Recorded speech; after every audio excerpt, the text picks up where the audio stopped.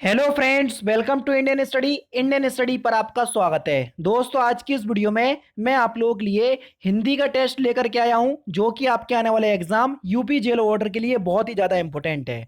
Video को and तक जरूर देखिएगा, क्योंकि लास्ट में मैं आपसे क्वेश्चंस भी पूछूंगा और उसका आंसर आपको कमेंट बॉक्स में बताना होगा।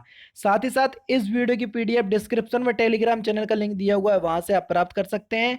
दोस्तों, आपको बता दूं, वीडियो बनाने के लिए बहुत मेहनत लगती है, तो केवल और केवल 500 लाइक का टारगेट रख रहा हूं। अगर इस वीडियो के दौरान आप कुछ भी नया सीखें तो प्लीज़ वीडियो को लाइक करके हमारा उत्साह जरूर बढ़ाइएगा। तो चलिए स्टार्ट करते हैं और देखते हैं पहला क्वेश्चन। पहला क्वेश्चन जो है वो आपका विलोम शब्द पर आधारित है कि कौन सा सही सुमेलित है। देखो, यहाँ पर अनुरक्ति का विरक्ति दिया, असमय का कुसमय, अवसर का सुअवसर, दीर्घायु का चिरायु। यहाँ पर आपको विलोम शब्द पर आधारित बताना है।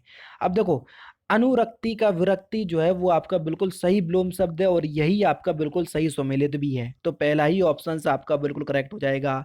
नेक्स्ट क्वेश्चन, निम्नलिखित में से कौन सा शब्द अलंकार नहीं है। पहले तो ये बताओ, शब्द अलंकार होते कौन कौन से हैं। शब्द अलंकार 5 प्रकार के होते हैं। अनुप्रास अलंकार, उसके बाद यमक अलंकार, श्लेष अलंकार और वीप्स अलंकार और वक्रोक्ति अलंकार। ये 5 प्रकार के शब्द अलंकार होते हैं।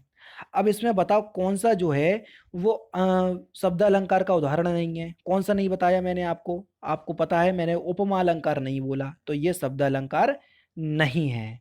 निम्नलिखित में से कौन सा अर्थालंकार नहीं है। अब मैं अर्थालंकार के पूरे भेद आपको बता दे रहा हूँ।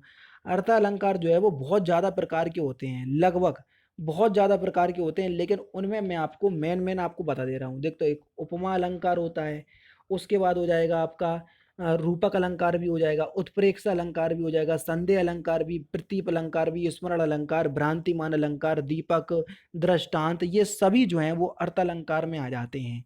लेकिन अभी मैंने आपको बताया कि कौन सा, ऑप्शन नंबर सी, बकरोक्ति। बकरोक्ति जो है ये शब्द अलंकार में आएगा, तो इसलिए ये तीसरा ऑप्शन जो है ये अर्थ अलंकार नहीं है।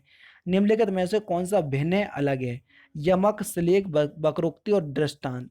आप सभी लोग जान रहे होंगे कि अभी दृष्टांत अलंकार ये जो है ये शब्द अर्थ अलंकार का भेद है, ना कि शब्द अलंकार का। बाकी सबके सब जो है वो शब्द अलंकार के भेद हैं। निम्नलिखित में से कौन सा मात्रिक छंद का उदाहरण है, जल्दी बताओ। तो कौन सा मात्रिक छंद का उदाहरण है? तो आपका जो सही आंसर हो जाएगा वह हो जाएगा बरबे। बरबे जो है ये एक मात्रिक छंद है, यानी कि इस क्वेश्चंस का दूसरा ऑप्शन जो हो जाएगा वो आपका बिल्कुल क्या हो जाएगा, करेक्ट हो जाएगा। इंपॉर्टेंट क्वेश्चंस भी है, याद कर लीजिएगा। बरबे में देखो, विषम चरण में 12 मात्राएं, यानी कि पहले और तीसरे चरण में 12 मात्राएं होती हैं और दूसरे और चौथे चरण में 7 मात्राएं होती हैं, ठीक है ना। नेक्स्ट क्वेश्चन, निम्नलिखित में से कौन सा वाणिलिक छंद है, जल्दी बताओ। वाणिलिक छंद कौन सा है? तो आपका सही आंसर हो जाएगा मद्रकांता। मद्रकांता जो है वो एक वाणिलिक छंद है, यानी कि इस क्वेश्चन का तीसरा ऑप्शन जो हो जाएगा वो आपका बिल्कुल क्या हो जाएगा, करेक्ट हो जाएगा। इंपॉर्टेंट क्वेश्चंस भी है, इसको भी आप अच्छे से याद कर लीजिएगा। शांत रस का स्थायी भाव, तो शांत रस का स्थायी भाव आसानी से बता सकते हैं। ऐसे ही क्वेश्चंस आपके आएंगे रसों से और छंदों से अगर आएंगे तो आपका सही आंसर हो जाएगा निर्वेद। अनुराग किस रस का स्थायी भाव है, जल्दी बताओ। अनुराग, तो अनुराग जो है ये वात्सल्य रस का स्थायी भाव है। दूसरा ऑप्शन यहाँ बिल्कुल करेक्ट होगा। शंकर का सही संधि विच्छेद, शंकर का सही संधि विच्छेद करोगे तो क्या होगा, तो यहाँ पर हो जाएगा आपका सम प्लस कर, यानी कि इस क्वेश्चन का पहला ऑप्शन जो है वो आपका बिल्कुल क्या हो जाएगा, करेक्ट हो जाएगा। व्यर्थ का सही संधि विच्छेद कीजिए, कि व्यर्थ का सही संधि विच्छेद क्या होगा, क्वेश्चन नंबर 60।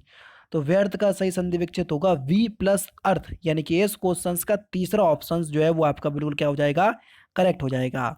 निम्नलिखित में से एक वाक्य में क्रिया भक्षण करने के अर्थ में हुई है, प्रयोग हुई है, तो वह वाक्य कौन सा है, वे हमको बताना है, जल्दी बताइए। उस वाक्य की हमको पहचान करना है। तो आपका जो सही आंसर हो जाएगा वह क्या हो जाएगा, वह आम खाता है। यहाँ पर जो क्रिया है भक्षण करने के लिए यूज हुई है, यानी कि इस क्वेश्चन का चौथा ऑप्शन जो है वो आपका बिल्कुल क्या हो जाएगा, करेक्ट हो जाएगा। तू दाल दाल मैं पात पात, इसका अर्थ क्या है? तू डाल डाल मैं पात पात, इसका अर्थ क्या है? इसका अर्थ हो जाएगा आगे आगे दौड़ना, यानी कि इस क्वेश्चन का दूसरा ऑप्शन जो है वो आपका बिल्कुल क्या हो जाएगा, करेक्ट हो जाएगा। अकाल पीड़ित में कौन सा समास है, जल्दी बताओ। अकाल पीड़ित में, अकाल से पीड़ित तो अकाल पीड़ित, और जहां कारक चिन्हों का बोध होता है वहां तत्पुरुष समास। आराम से लगा दो, तीसरा ऑप्शन करेक्ट।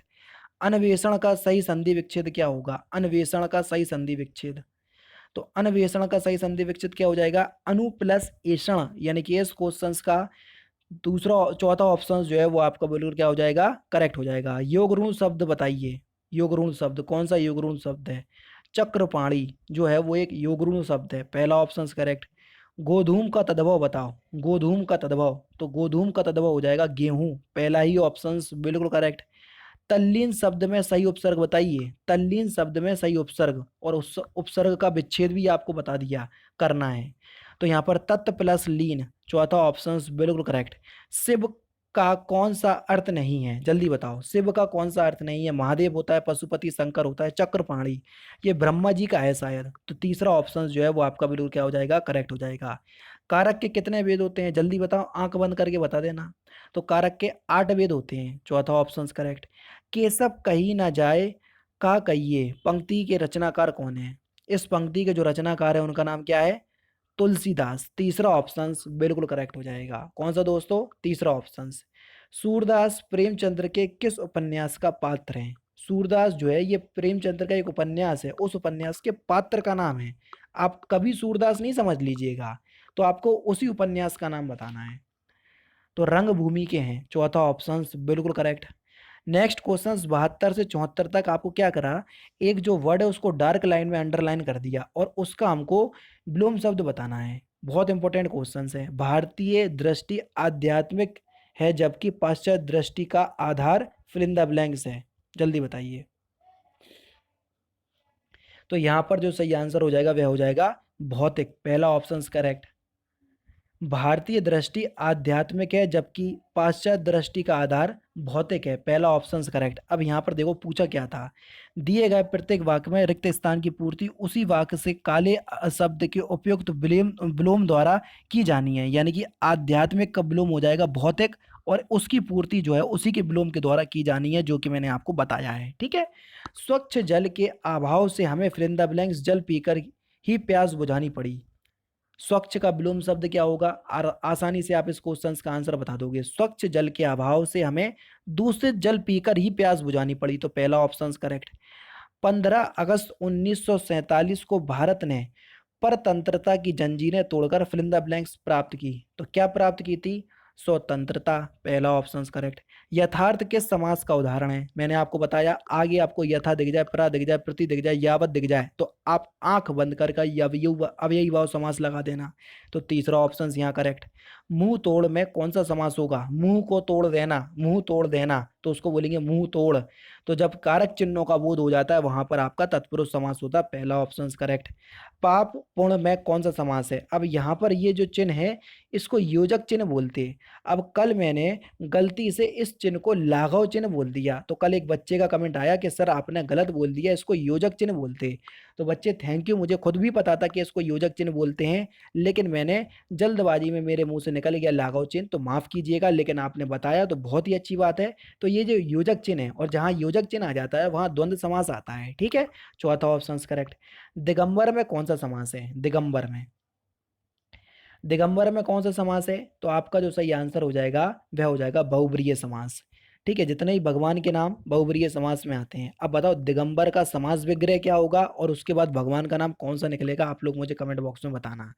सही वर्तनी आपको बताना है। व्यवहारिक आप किस प्रकार से लिखेंगे जल्दी बताइए। Question number 79। तो यहाँ व्यवहारिक की सही शुद्ध वर्तनी क्या होगी? ऑप्शन नंबर सी आपका बिल्कुल करेक्ट होगा, उज्ज्वल। ये तो आपको पता होना चाहिए बिल्कुल, क्योंकि ये बहुत इंपॉर्टेंट क्वेश्चंस है। उज्ज्वल की सही वर्तनी क्या होगी? इंपॉर्टेंट क्वेश्चंस, जल्दी बताइए।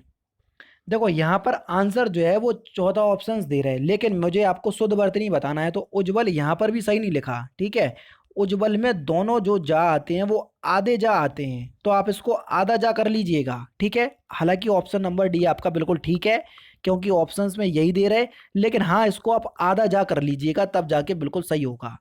उपरोक्त का सही हमको वर्तनी बताना है, शुद्ध वर्तनी क्या होगा? तो दूसरा ऑप्शन बिल्कुल करेक्ट है, उपरोक्त। ठीक है, नेक्स्ट क्वेश्चन, मुहावरे का सही अर्थ बताना है। घी के दिए जलाने, इस मुहावरे का सही अर्थ क्या हो जाएगा? खुशी मनाना, घी के दिए जलाना, यानी कि तीसरा ऑप्शन करेक्ट। सिर चढ़ना, इस मुहावरे का सही अर्थ क्या है? तो सिर चढ़ना मुहावरे का सही अर्थ क्या हो जाएगा? बहुत आज़ादी देना, दूसरा ऑप्शन बिल्कुल करेक्ट। नेक्स्ट क्वेश्चन, आम के आम गुठलियों के दाम, इस मुहावरे का सही अर्थ क्या हो जाएगा? तो इस मुहावरे का सही अर्थ होगा जिसमें सब लाभ ही लाभ हो, यानी कि दूसरा ऑप्शन बिल्कुल करेक्ट हो जाएगा।